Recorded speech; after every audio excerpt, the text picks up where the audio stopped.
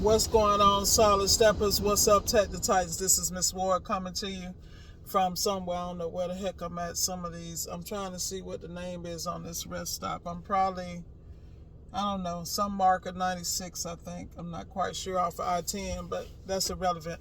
Oh, Defoniac Springs, that's where I'm at. Defoniac Springs. Got a lot of history there. Y'all should check it out. But anyway, I want to answer this question real quick. Somebody asked me in the comments about leads.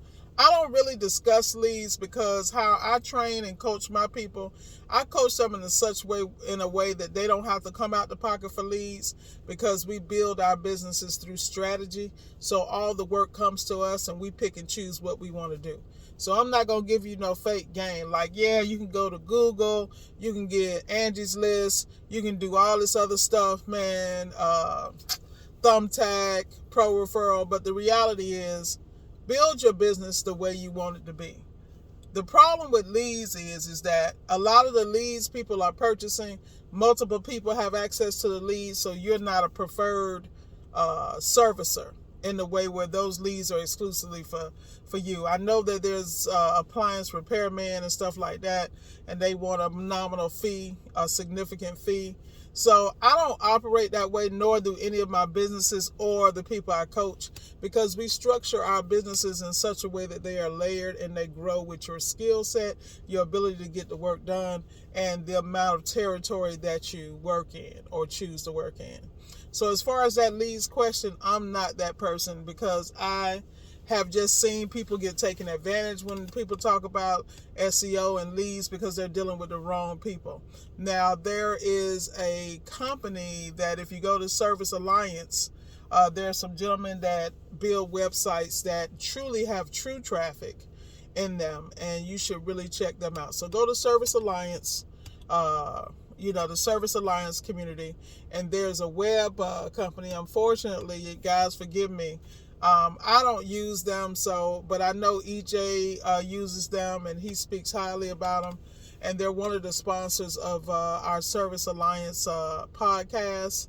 Freestyle Fridays is the episodes that I'm on. But the reality is you have to be very careful with that, because I always tell people about ROI.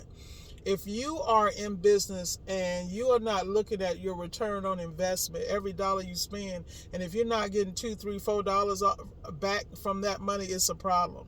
And when I say that, the $2, $3, $4 may not be physical dollars, but it may be learning, may be experience, may be something that you can parlay. Like, prime example, when you're starting in seal systems, you're going to make a lot of mistakes, because that is truly a part of appliance repair. That exposure is the key, because you're going to see different systems, whether you're dealing with LG, Samsung, Whirlpool, oh goodness, Thermador, Sub-Zero. Refrigeration is the same across the block, but the way the LG linear compressor reacts is different than maybe a Whirlpool compressor or older compressor may react. Same thing with Samsung. You have to understand the framework these refrigeration systems are in order to not only excel but charge accordingly.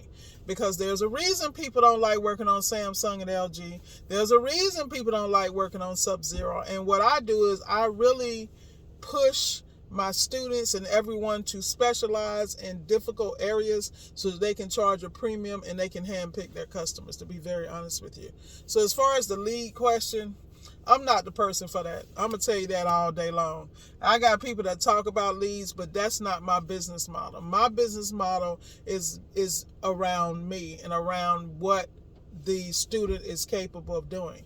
The problem with having leads and your skill set is not where it should be, then you're setting yourself up for failure. And I never want you to fail. I want you to win, but I want you to start with the proper blueprint and make sure you can do those jobs well. Because a lot of people get out here and say they can work on appliances and they ass can't. Let's just keep it a buck. But I'm just keeping it real with y'all like I always do. So as far as leads, I'm going to be honest. I'm not a pusher of leads because I don't need them. We make lots and lots of profit without them. And when I say lots, like I said, from the time I got into appliance repair, my early months when I first started was 20 to 30,000, up to 50,000. And that's simply because I showed up with a strategy, and I showed up with a strategy, but also a work ethic to support that strategy. And that's another thing. All these people, this is why I don't coach everybody, because people think you can get out here and hit a quick lick, that everything's going to be a lid switch, everything's going to be a control board, everything's going to be plug and play. And if you don't understand how appliances work, it will bite you in the butt every time. So please study your craft, stay on top of your training, and don't look back. Be blessed.